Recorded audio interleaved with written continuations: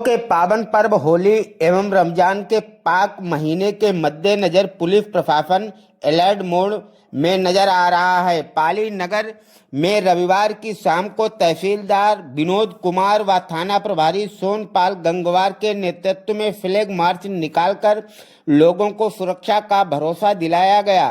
दंगारोधी उपकरणों से सुसज्जित पुलिस कर्मियों का जत्था नगर के प्रमुख चौक चौराहों से गुजरा। इस दौरान ड्रोन कैमरा और सीसीटीवी कैमरों के जरिए नगर की निगरानी सुनिश्चित करने की भी तैयारी की गई। प्रभारी निरीक्षक श्री गंगवार ने कहा कि त्योहारों में शांति भंग और खलल डालने वाले उपद्रवियों, शरारती तत्वों, हुड़दंगियों से निपटने के लिए पुलिस प्रशासन पूरी तरह से अलर्ट मोड में है। पाली से एपी न्यूज़ के लिए अनुपम पाठक की रिपोर्ट।